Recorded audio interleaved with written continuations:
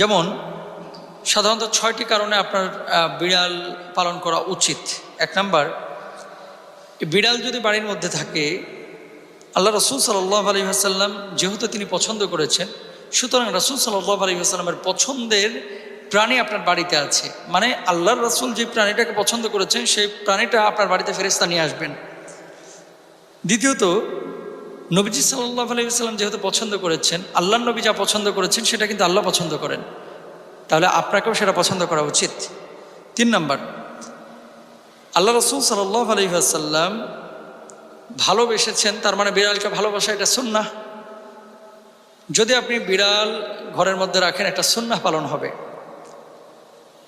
আবার আল্লাহ রসুল সাল্লাল্লাহু আলাইহি ওয়াসাল্লামের ভাষ্য অনুসারে ইসলামিক স্কলাররা যেটি বলছেন, বিড়ালের লালা অশুদ্ধ না, বরং বিড়ালের লালা বিশুদ্ধ।